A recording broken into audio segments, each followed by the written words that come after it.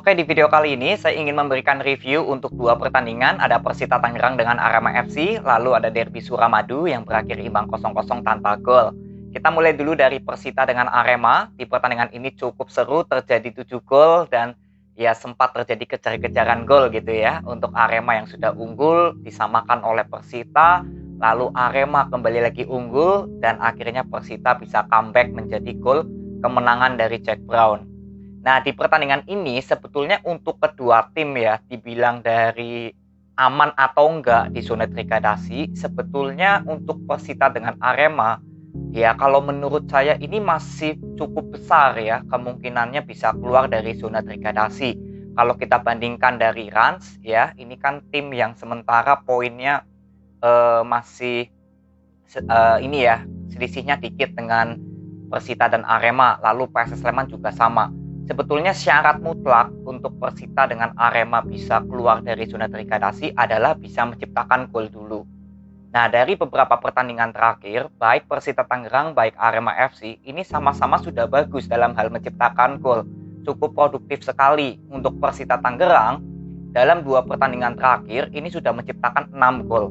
Sedangkan untuk Arema, ya kemarin lawan Bayangkara memang 0-0, tapi sisanya selalu menciptakan gol, rata-rata ini 3. Ya, lawan Rans menciptakan 3 gol, Persija 3 gol, lalu lawan Persikabo hanya 1, dan lawan Persita juga bisa menciptakan 3 gol. Artinya syarat mutlak untuk Persita keluar dari zona degradasi bersama Arema, sebetulnya sudah ada modal dari masalah menciptakan gol ini. Ya, tapi kembali lagi di masalah lini belakang. Ini jelas ya menjadi PR dari kedua tim, karena kedua tim sama-sama selalu kemasukan, kecuali Arema terakhir clean sheet ya, tanpa kemasukan lawan Bayangkara. Jadi inilah yang perlu dievaluasi kalau menurut saya dari Persita dengan Arema. Walaupun memang dari segi waktu sudah nggak terlalu banyak lagi persiapannya.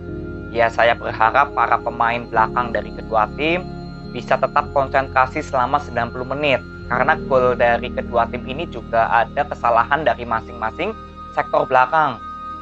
Ya, lalu untuk Persita saya bilang ini sudah sesuai dari apa yang saya inginkan. Rivaldo Alves tetap menerapkan strategi yang penting bisa menang, yang penting menyerang.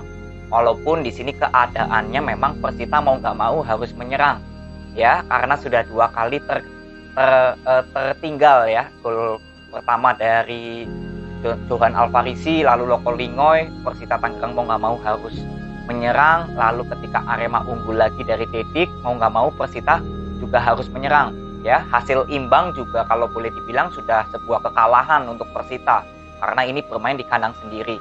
Ya, tapi akhirnya Jack Brown ini gol pertama ya dari Jack Brown bermain untuk Liga Indonesia. Jadi untuk Persita yang penting bisa terus bermain menyerang, lalu evaluasinya di sektor belakang.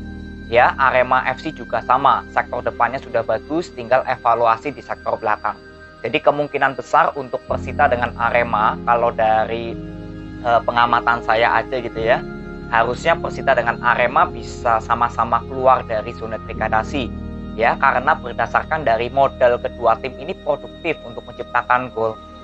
Inilah yang perlu dimiliki dari sebuah tim yang memang harus mencari kemenangan ya, harus bisa menciptakan gol dulu.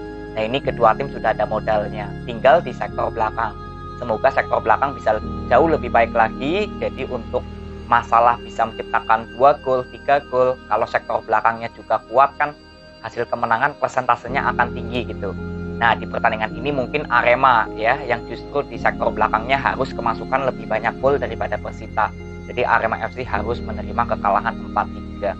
Ya, jadi untuk Persita Tangerang selamat, kalian mendapatkan 3 poin, teruslah bermain seperti ini, terutama dari sektor belakang ya. Semoga para pemain tetap konsentrasi selama 90 menit karena masih ada blunder-blunder kecil termasuk dari gol pertama ya, gol kedua ya dari Loko Lingoy itu ada sedikit blunder di sektor belakang. Semoga ada evaluasi. Lalu untuk Arema juga sama ya, tetap semangat, jadikan kekalahan ini juga sebagai motivasi di sektor belakang ya, karena kedua tim sudah bagus untuk menciptakan gol. Jadi tetap semangat untuk Arema FC. Lalu next ya, dari Derby Suramadu berakhir imbang 0-0 tanpa gol. Sebetulnya dari kedua tim sama-sama memiliki peluang ya, sama-sama juga sudah memiliki masing-masing kena tiang ya, dari Madura United maupun Persebaya. Nah, di pertandingan ini sebetulnya Madura United bermain cukup apik ya, cukup bagus ya. Di babak pertama bisa memberikan serangan yang berbahaya ke Persebaya. Sedangkan untuk Persebaya Surabaya memang di babak pertama belum terlalu berjalan dari skema. Tapi inilah yang saya bilang kalau Coach Munster ini kembali lagi membuktikan ketika Persebaya Surabaya kalah lawan Borneo. Di babak kedua, Coach Munster langsung memberikan evaluasi, terutama di menit ke-70. Ya, di mana Tony masuk, lalu Octavianus Fernando masuk. Di sini juga Persebaya Surabaya nggak ada Henrique ya, karena akumulasi kartu. Memang terasa sekali di sektor depan Persebaya seperti nggak ada pemain yang bisa menahan bola gitu ya. Jadi ketika Persebaya Surabaya melakukan penyerangan, bolanya ini nggak cepat hilang gitu. Ya, Bruno Robson Duarte bermain cukup bagus. Lalu untuk Madura United di babak kedua justru ya mungkin lebih banyak tertekan daripada Persebaya. Ya, tapi permainan Madura United sebetulnya tetap konsisten dari awal menit sampai akhir babak kedua selesai, tetap konsisten. Hanya saja Persebaya Surabaya di babak kedua melakukan evaluasi. Nah, ini baru ya cukup berimbang permainan dari kedua tim. Nah, di sini yang saya bisa pelajari untuk Persebaya Surabaya, kalau dinilai dari komposisi pemain, memang Coach Munster nggak terlalu banyak pilihan. Ya, di sini Wildan Ramdhani yang harus posisinya bermain menggantikan Henrique ternyata belum bisa memberikan kontribusi yang maksimal. Jadi ya memang sudah nggak ada penggantinya lagi ya. Jadi Octavianus ya harus dipasang sebagai target man. Dan memang itu juga nggak efektif. Jadi Persebaya Surabaya hanya kekurangan dari pemain depan aja. Kalau pemain tengah, pemain sayap ini sudah cukup bagus. Sektor belakang Jan Victor ya kemarin cukup bagus sekali. Berapa kali bisa membendung serangan dari Madura United bersama Stefanovic. Jadi sebetulnya untuk Persebaya Surabaya dari skema permainan sudah bagus, cuma mungkin nggak ada target man-nya aja yang mungkin nggak ada Henrique gitulah untuk memantulkan bola. Ya, walaupun penampilan Henrique mungkin juga belum maksimal gitu, tapi at least masih lebih mending gitu loh permainan Persebaya Surabaya kalau ada Henrique.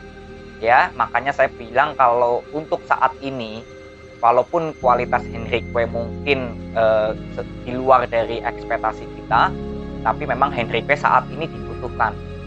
Ya, mungkin Henrique bisa jadi pembeda juga nantinya kalau bermain. Ya, jadi untuk Persebaya Surabaya yang penting dari Coach Munster ini cukup bagus, strategi dan evaluasinya sudah dibuktikan dari babak kedua.